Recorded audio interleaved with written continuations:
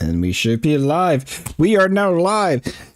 Good afternoon, listeners and viewers at home. Welcome back to the BS Podcast. I'm Blaze. And I'm Shard. And today I want to give you your weekly dose of bullshit. Now, apologies for last episode for those who listen. We've obviously had some technical issues ended up pretty poorly, I will admit. But hopefully things will sort itself out and we should have a nice smooth transition to beginning to middle and end. Without further ado, let's get started. Blaze, you want to kick us off for today? Yes, actually. And for the record, on the note on the previous episode, sorry about ending it abruptly. Things happen with some guests who came by my house recently, and I had to end the stream as soon as I had to. So we didn't get to talk about everything we wanted to last week, but we'll get into that with this episode. But to start us off with something more current at the moment, at least in terms of the news cycle, Twitter or X. Now, let's just call it Twitter. I think X is probably one of the most dumbass names to put for a website.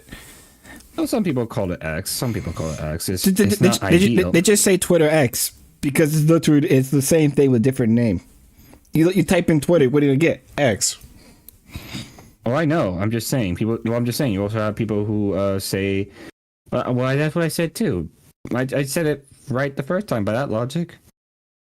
But in any case, so about a few recent, small but impactful updates to Twitter's policies have occurred, or at least will soon be occurring, is in relation to both the block feature and particular issues pertaining content posted on Twitter.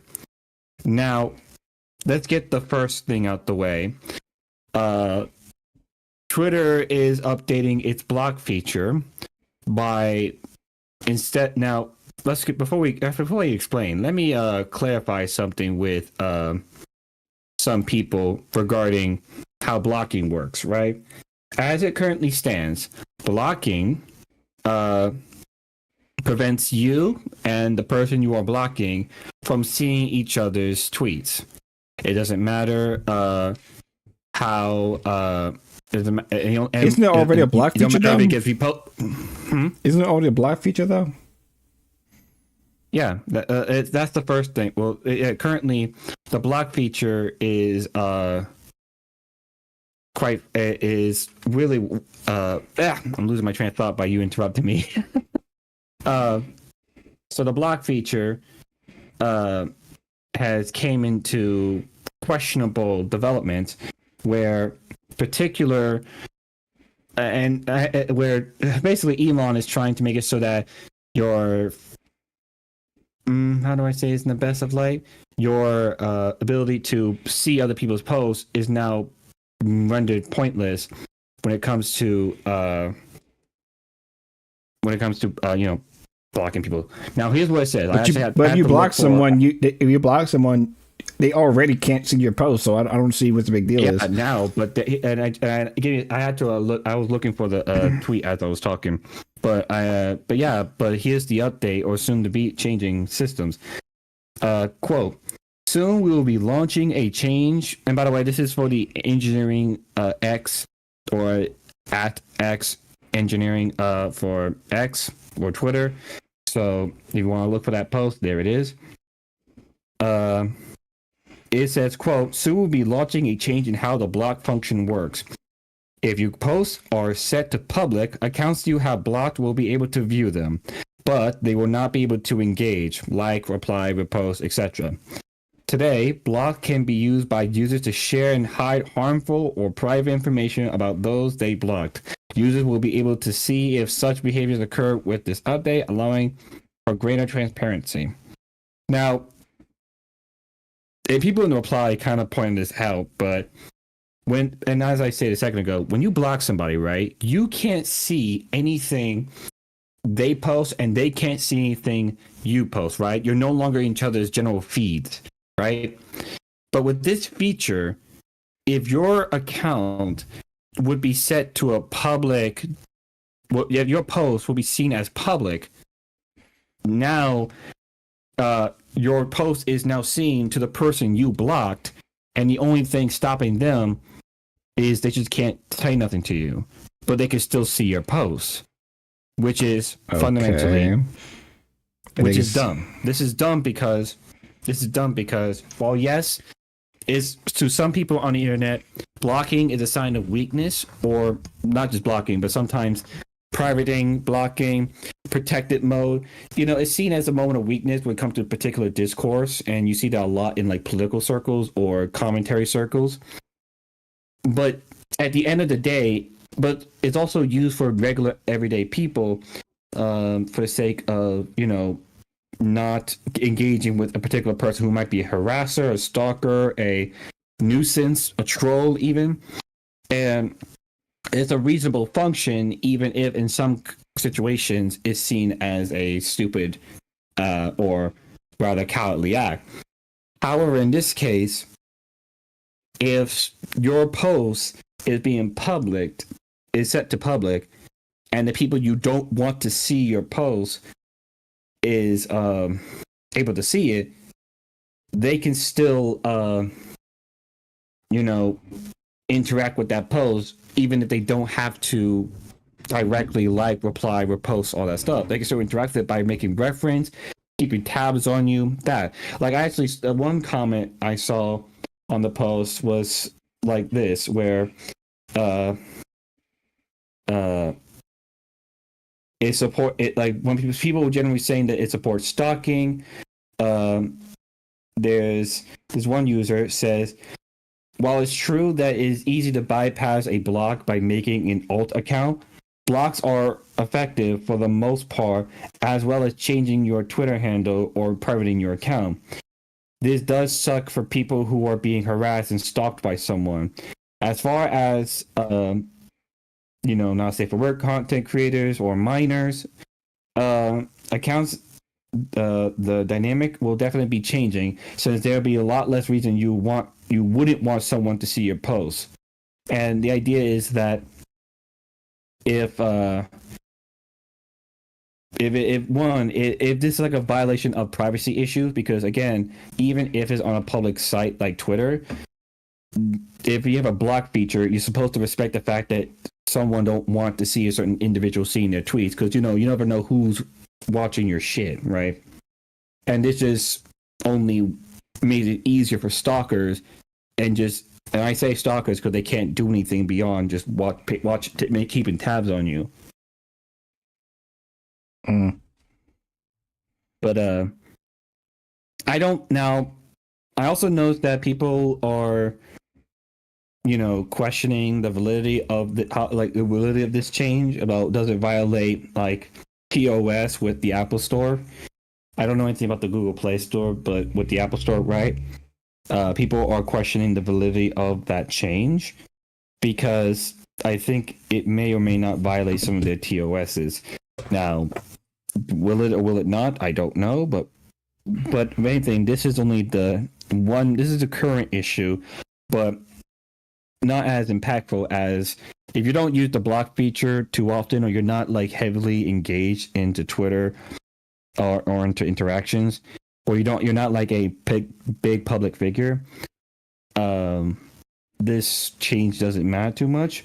However, if you are someone who is like fucking really big on Twitter, this shit, but this shit must be hell for you, because obviously Twitter is infested with terminally online people.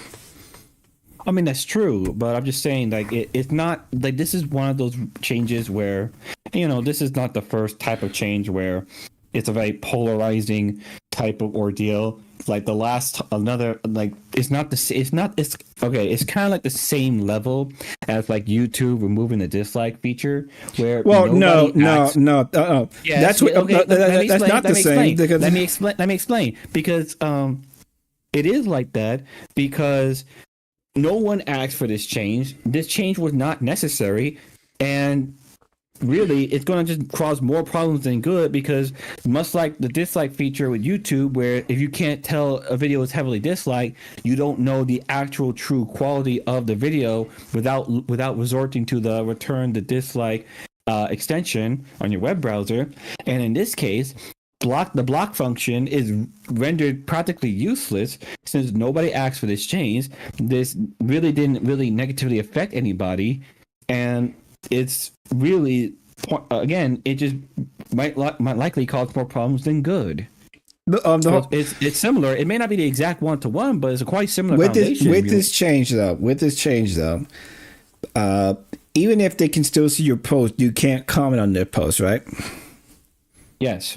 So, so let me ask you this: what harm is going to be done at that point? Because you can still post shit, you just can't comment on it. You can still see it. You can comment on it. At that point, it becomes a question: why even bother viewing it? Because here's the thing. I don't see because it's stalking someone's post. Because if you can't do anything directly, there are other avenues. How is that any different from just stalking someone's post without actually blocking it? And again, the way I don't see how, like, don't get me wrong, stalking by no means is a good thing, and whether or not this change is implemented, stalking is still going to be a problem. Let's say Elon decided to change his mind about this whole change, I guarantee you stalking is not going to be much of an issue. It's still going to be an issue, because because if you block someone, then you don't know you don't even know it's really stalking. Listen, if someone blocked you, right? Unless you go looking for their actual handle, you obviously won't see anything of their feed. And the same is in reverse, right? Like if someone blocked you, you can't find them, but they won't see anything your feed either because you blocked them. But if they blocked you, right? Obviously, you can't see their stuff, but that means they can't see your stuff without unblocking you. Because if you block someone, you can't see their posts no more. But in this case, it's kind of redundant. And Mike, some people, yes, like I said earlier, while there is other contexts or individuals that would use the block feature or protected, private, all that stuff, in a cowardly way in some circles. In the general, more likely sense, if you block someone, it's likely because you don't want them involved with you anymore, or they're seen as a problem to some degree or another. So by rendering this thing remotely useless, you won't be able to disengage fully with the person you block because they can still see your shit. Now it's not as if I'm not implying that the people who are complaining about this are trying something to hide.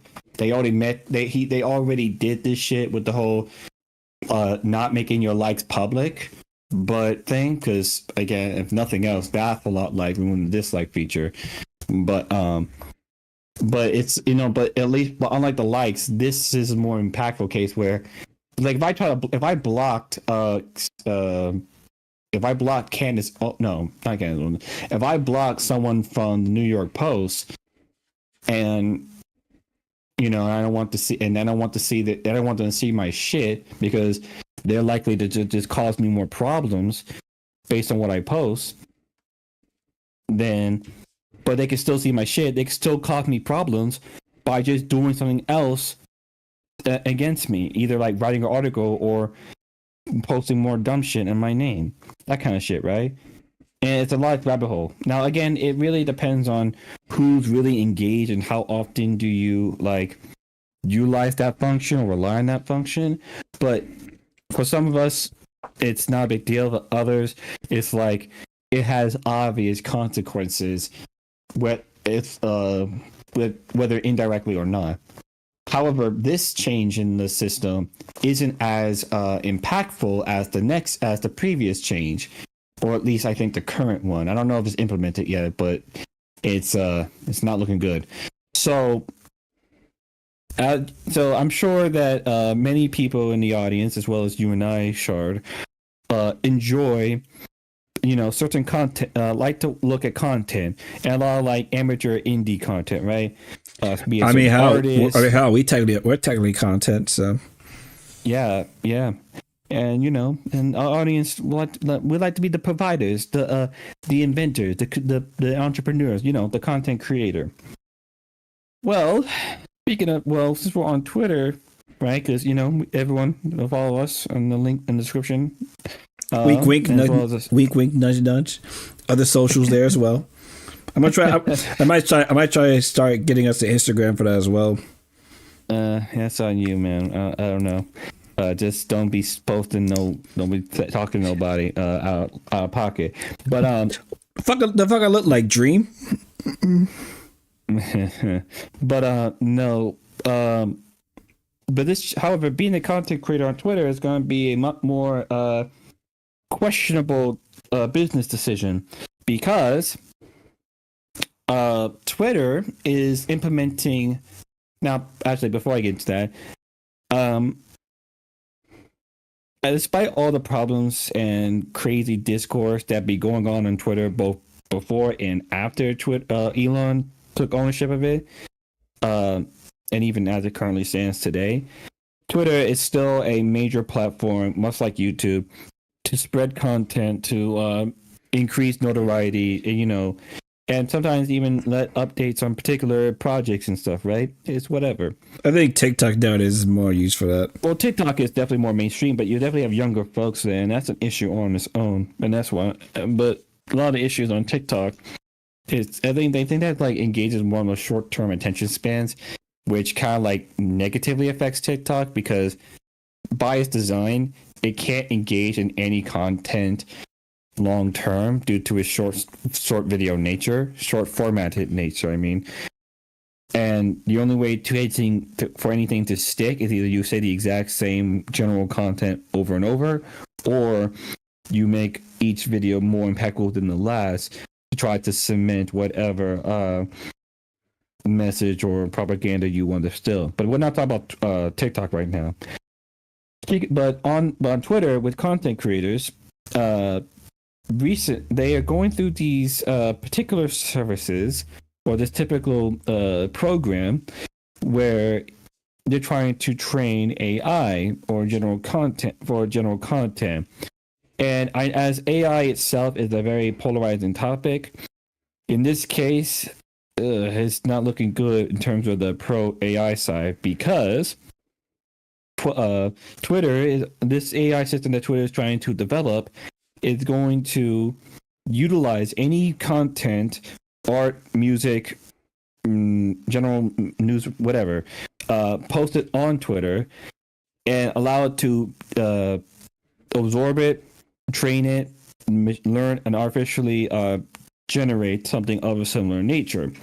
Quote, by submitting, posting, or displaying content or through the services, you grant, and by the way, if you do this, by the way, you post anything on any content on Twitter, don't expect to keep any license or patents to those contents or any copyright to that content, because, quote, by submitting, posting, displaying content or through the services, you grant us a worldwide, non-exclusive, royalty-free license with the right to sub-license to use, copy, reproduce, process, adapt, modify, publish, transmit, display, upload, download, and distribute such content in any and all media distribution methods now known or later developed for any purpose. That fucking sucks. That fucking sucks. If you agree with this license, you agree by... Use your words, basically, buddy. Can't stop. By posting your content or whatever on Twitter, you agree you have to authorize, if anything, you have to authorize Twitter to obviously distribute it around the world. That's how it works. However, by doing so, you therefore agree to this license, which includes parts that includes the right to, one, analyze and analyze text and other information you provide to otherwise provide, promote, and improve the Twitter services, including, for example, for use with and training of our machine learning and artificial intelligence models, whether generative or another type. And 2, to make content submitted to or through the service available to other companies, organizations, individuals, including, for example, improving the service and the syndication, broadcast, distributing, repost, promotion, public, yada, yada, yada. So if I'm an artist, right, let me just think of one on top of my head. Team Common Shark. No. Yeah, Team Common Shark, right? Let's say I do his art or his animations, and I am part of and I'm now Twitter, and I post my stuff there, right? Twitter can just say, "Oh, that animation you just spent, a few days or a week to work on, and it belongs to you. It even has your watermark. Well, no longer belongs to you in terms of copyright, because I can use that information and put into my artificial algorithms and intelligence to create something for either for other businesses, for our own personal use, etc." And it's a double-edged sword here, because on one hand, if you try to leave Twitter, you have to leave Twitter because you want to keep ownership and copyright and licensing of your IP. But the other end is that if you try to leave Twitter to avoid this license issue, there's really not many places for you to go to still have enough traffic on your general business model. It's a very scummy thing to do. It's a very, not scummy thing, but very unfortunate situation at the moment. Such as life. If nothing, yeah, and if nothing else, I think we talked about AI and it's more out off stream chart where, like, I think just pretty recently, where we talked about how, morally speaking, AI using other people's art, it would talk about a utilitarian approach. It's not morally wrong due to the nature of how art is typically developed over the many years, right? Like, but morals come made up. If you talk about certain views, morally, it's not bad, but it's more of a I see more as an ethical issue rather than an actual moral thing. No, but if we talk about morals, right? If we talk about morals, then how do I say this? If we talk about morals, then there's obviously different perspectives here, because to explain this to make this a moral imperative, you have to use a certain perspective. Like, if we're talking about utilitarian approach, we're talking about utilitarian approach, right? Right. Then obviously, I'm fine. It's not morally unjust, and when it comes to that approach, due to how art is about, right? Like, take Picasso, take Van Gogh. Those are one of the two well-known artists throughout history that I can think of the top of my head, and with distinct art styles. However, how many artists can you think of that use similar art styles to Picasso, to Van Gogh? Yes. Is it one-to-one? Obviously not.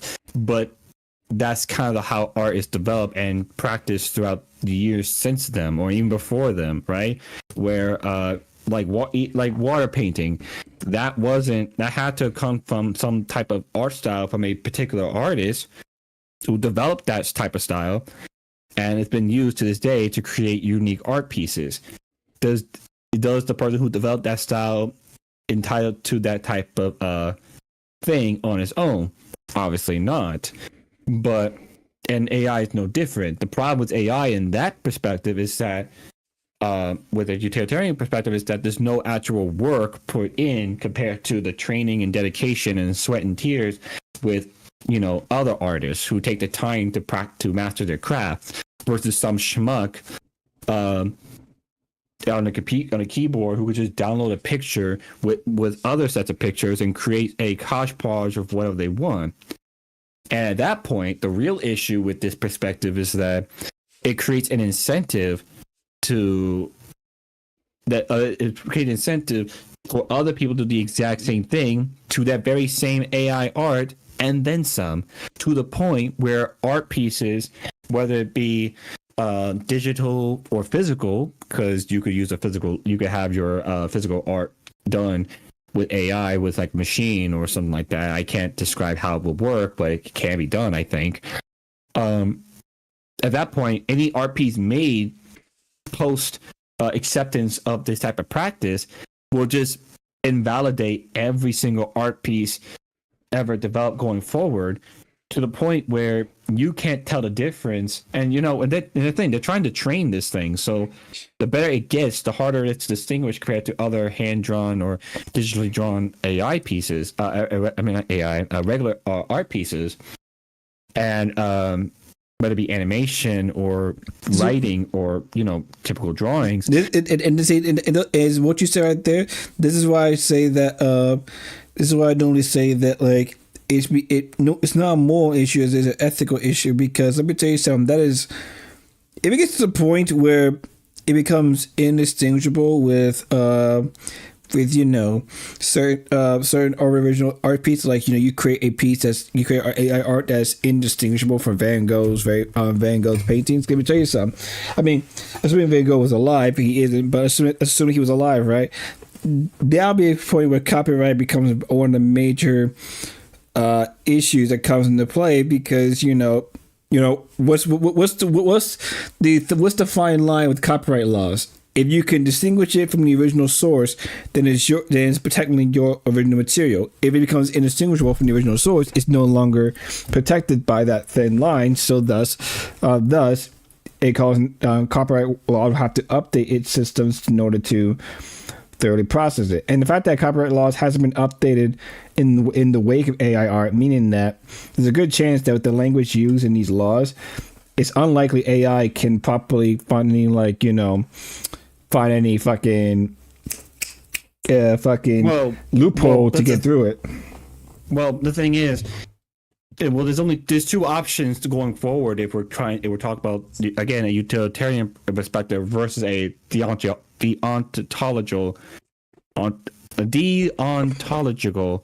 deontology, huh? Deontological. Deontology, but it's weird speech. My tongue twists. Anyway, deontological perspective, right, where it's more of an obligation rather than its utility, its purpose. With a utilitarian approach, it doesn't have any benefits to it, because not that it's a moral objection to it, but more like it's just not fulfilling its intended purpose, because it creates more problems. Thus, like I said before, there's an incentive to just keep doing the same thing because it's easy, because humans are like that. And thus, because it's easy, because there's no actual work to it, because there's no actual ideas to it, that it devalues its quality. Like, I'm not going to buy art pieces from other major artists, because, quite frankly, I might not be able to tell the difference, and B, what's the point? Some schmuck is going to do all this and fucking, like, what's the point in practicing? I can create all pieces that's there, right? It ruins this quality. Then you have to think about the deontological the opposite of utilitarian perspective. That's Kantianism. No, the utilitarian and the deontological. Deontology. That's deontology. Deontology, but it's deontology then utilitarian. Like, those are two opposite things. And deontology is talking about the idea of the obligation, the consequentialism the virtue of obligation and rule-based ethics, right? Now, obviously, it's more like an obligation that you kind of like give credit where credit deserves and actually put in the craft of art and creation and content versus versus trying to just letting a system do it within a matter of seconds. It's a rather interesting case. Yeah. Where, I mean, either way, like, it's for the sake of what it is right now. We're not to get into the whole philosophy and different perspective like this, right? Because it's not that deep. But and we unfortunately do not have a lot of time for today's episode. So, really, yeah, I was gonna mention this earlier, but it slipped my mind. But yep. So just to wrap things up.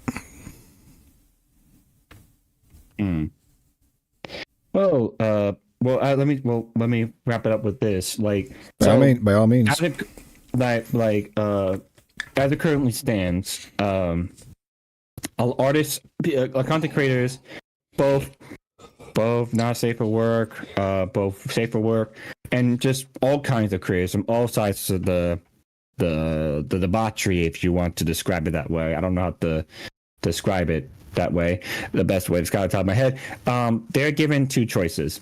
Either they continue going on Twitter, which is a positive for them because they can keep their notoriety and traffic onto their work at the cost of losing rights to their own art pieces and art styles.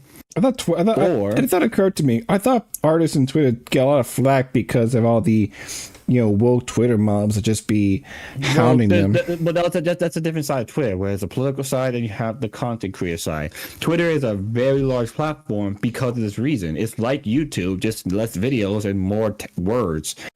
But the other option that our content creators are given a choice to do is shifting over to competitive formats. In this case, Blue Sky. Blue Sky is a Twitter-like program. I tried it out, and not with an account tied to the channel, but more a personal account. And it's quite similar to Twitter in some shape or form. It's been in development for at least a year, as far as I know, and it hasn't got a lot of traffic being a Twitter competitor, because why go to something that obviously isn't as lucrative as the main thing, especially if you're going to compare it as such. However, like other competitors, like all competition in a capitalist system, because let's go capitalism, it's going to get better as long as people are willing to give it a chance.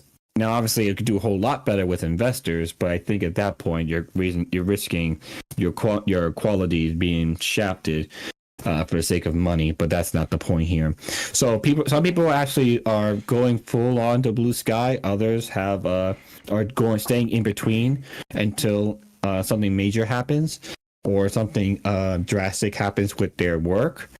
And all the more reason to keep an eye on the story and go from there. I guess that's it. Well then. Yeah.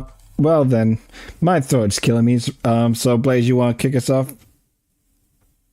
Well, I guess so. Thank you guys for watching. I'm sorry, this is this is probably our second short episode for this channel. Well, last time was due to other planned events, but that's not the point here. I hope you guys enjoy listening. Once again, we didn't get to cover our economic systems and how economic lecture today. They're called anything else. And we'll get into it next week. We'll try doing it there. And if nothing else, we can easily do a video posted and not do a live stream, so we get that out the way. If you like, if you like what you see, in any case, if you like, motherfucker, who gave permission to speak? You tried to interrupt me, bitch. Who gave permission to speak? Shut your mouth before I fucking I don't know. Anyway, I'll dox you. Thank you guys for watching. We hope you enjoyed the episode. Follow us on our socials. We post our updates on anything we do for this channel going forward. And until next time, guys, I'm Blaze. And I'm Shard. And this was your weekly dose of bullshit.